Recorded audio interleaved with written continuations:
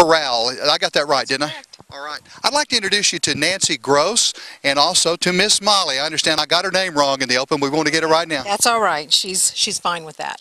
Tell me about how you guys came to be in Bella Vista for one thing, and then we'll get into what's going on at the dog park. We moved to Bella Vista 16 years ago, and it was just out of the necessity that we needed to leave California. We were tired of that location, and Bella Vista brought us winter golf, which was what we wanted to do, be able to play golf all year. So that's been several years ago. Is Miss Molly your first therapy dog? Yes, she's my first therapy dog, but we have owned other Labrador retrievers. She's our third Labrador retriever. Wow. Well, now the park, this has a unique history as well, doesn't it? Yes, it does. The park was the vision of Deidre Knight and Donna Mills at the Bella Vista Animal Shelter and the Bella Vista POA. For months it was talked about. Finally, everybody got their ducks in a row. Right. The POA decided to help out financially, getting it started with a donation of $5,000. The Bella Vista Animal Shelter had fundraiser after fundraiser to help pay for $12,000 worth of fencing. And one of the POA members had a backhoe. He has run water for us at no expense. So it is, this is now our home. But it's less than a year old. You're coming in. Yes, it's less than a year old. It was the grand opening in March of this year. Do a lot of people use it now, or is it something that's it's kind of a well-kept secret? No, it's pretty well known now. The wintertime brings more people, the cooler weather, the spring and the fall. During the summer when we had this excessive heat, it was pretty barren out here during the day. They would come out at evening, about 7:30 at night, and there could be as many as 20, 25 dogs here. Oh, wow. So people are really using the facility? Oh, yes, absolutely. A lot of the homes in Bella Vista, just because of the terrain, don't have flat, nice backyards with fences. So this is a place where a dog can be a dog. It's also quite a place for fellowship with other people who live here. It is. We've met a lot of new friends and made some new friends here. A lot of visitors. Yes, absolutely. Well, tell me a little bit about Miss Molly. Now, she's a therapy dog. What is a therapy dog? A therapy dog, the difference between a therapy dog and a service dog is a service dog is licensed to go anywhere they want, in any building, any restaurant, any location. Therapy dogs are just for that only. They're not service, they're therapy. So service dogs, that would be like a seeing eye dog? And yes, exactly. Okay. Therapy dogs are just for therapy, emotional therapy, and to make people smile. Okay, and that means what, though? Well, she's authorized by Therapy Dog International.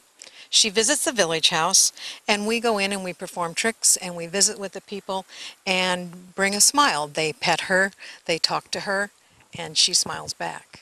She smiles back? She does smile back. Oh, beautiful smile. well, we're going to look at that in just a little while. We'll get a good close-up of her so we can see her beautiful smile.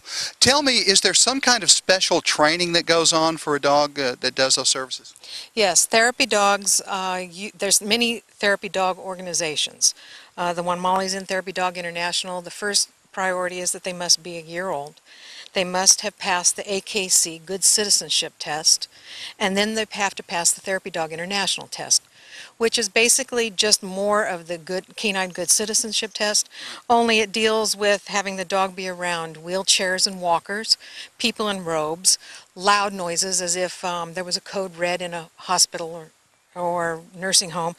That wouldn't bother the dog. She wouldn't be frightened and bolt away.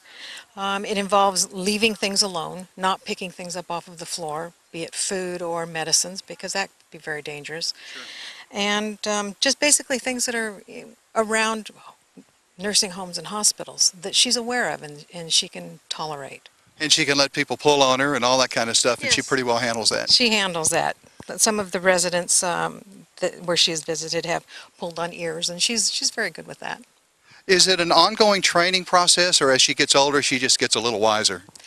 A little bit of both. We constantly practice a lot of the tricks and things that we do when we go to functions or on visitations. But basically it is a lot, the age comes calm, and it comes more gentleness. And she's not that old, though, is she? No, she's 4. She just turned 4 in July, and so she is now leaving her final puppy stage, I believe, of a Labrador Retriever. She was a little slow in leaving that age. She was pretty precocious as a young dog. What What motivated you to start that kind of training with Miss Molly? You know, it's nothing I ever really thought about doing. I just happened to, we happened to get a dog that is not a dog's dog. She tolerates other animals and she doesn't cause any problems with them, but she's very people oriented. And it was just sort of a situation where we got her in puppy school and her first teacher said, you know what, you need to share this dog. This dog needs to be shared. So she mentioned therapy dog work, and I said, well, okay. And she mentioned an organization here locally in Arkansas, in Rogers, and we started going to the meetings, and here I am, 3.5 years later. 3.5 years later, now you become a mentor probably to other dog owners too, huh? I've steered a few in this direction. I haven't done any training with them, but I've steered a few in this direction. That's great, and there's always a need, isn't there? Absolutely, and especially for small dogs. Molly's very good if somebody's sitting in a wheelchair or sitting in a chair, a normal, like a school chair. Right. But for people that are maybe not as ambulatory as other people or in a hospital bed, she can't do that. Not like a little dog that can get on your chest and snuggle. So there is a great need for So there's a small need dogs. for lap dogs and those comfort Absolutely, dogs. absolutely. We even have I believe there's a horse, a small horse, a miniature horse here locally that is also in therapy work. Wow. So it can be any pet, actually. They will honor any animal as long as it's calm. And at least cat's out. Well, there have been a few that I've known about, but not personally. I've read about them. So. I'm totally prejudiced about that. Uh-oh. Watch out, Molly. We have a cat person here. No, a non-cat person. Oh, a non-cat Oh, person. absolutely. Okay. No, I love the dogs. I think they're wonderful, and you can read their personalities. Isn't it true that the personality of the dog, though, is reflective of the personality of the owner? I hope not. No, it might be. I don't know. I used to teach school, and I love talking to people and being around people. So you have an instructive nature about you and Yes. a quietness, and Molly seems to project that as well in her personality, just a little bit. Most of the time, she is. And most of the time for both of you. Yes, but she does. She has been to a lot of school. She's been going to school since she was about 10 and a half, 11 weeks old. Wow. Starting with puppy school. She's been through all levels of obedience training. She's been through special top dog classes. She's been through classes that teach tricks. And we're currently doing, in the middle of 3 sessions of agility work. And the agility was just simply to keep her motivated so that it was something new and to get her thinking. Yes, absolutely. Are there competitions that you can compete in with other therapy dogs? No, I'm not aware of any.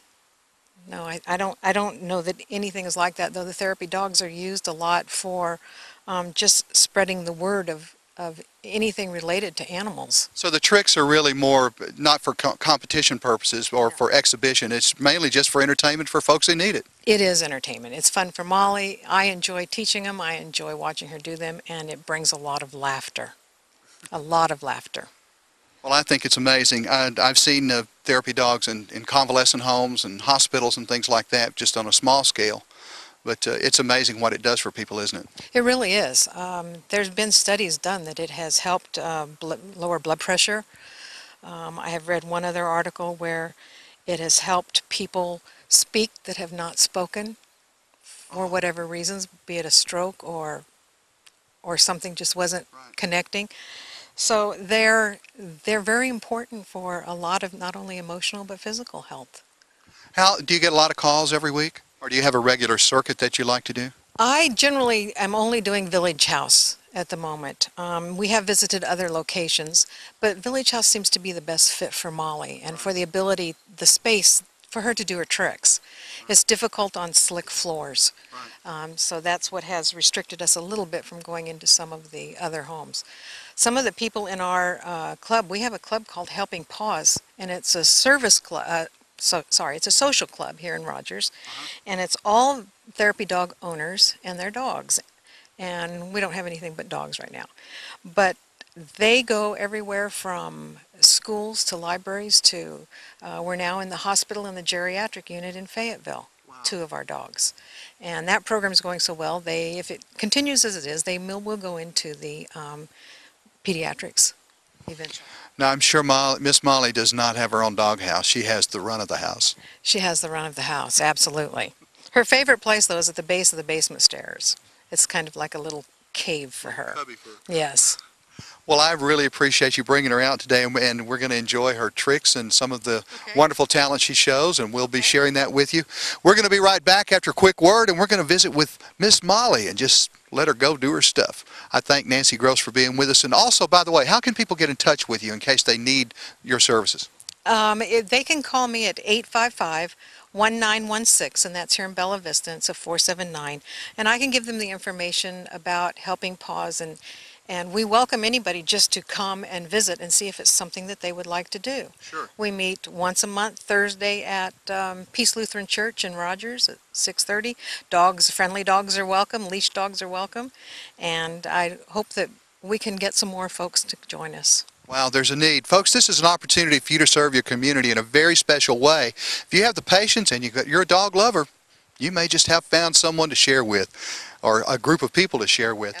Also, is there a website that they could get more information about therapy dog training? I don't have that information right on the top of my head. It's Helping Paws, and I believe it's Yahoo. So I believe if they go to Yahoo and Google, they would find Helping Paws. Okay, so we just go to Helping Paws and we'll be able to find it just by Googling it. If not, give me a call and I'll give that information to you. All right, we're going to put the phone number right about here on the screen, and you can find out how to get in touch with Miss Nancy Gross and all the lifestyle and all the good things that Miss Molly is doing. We'll be right back after a quick break. Don't you dare go away, because as always, I don't have my tongue today. It's been awful, this weather. I guess it is. I'll be right back anyway with more of the Out of the Norm show, where the stories are all about you. You know, Alan, some of us are called heroes, some